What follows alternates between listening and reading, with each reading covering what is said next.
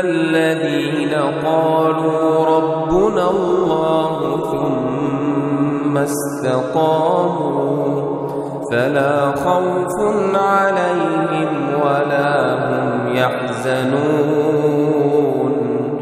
أولئك أصحاب الجنة خالدين فيها جزاء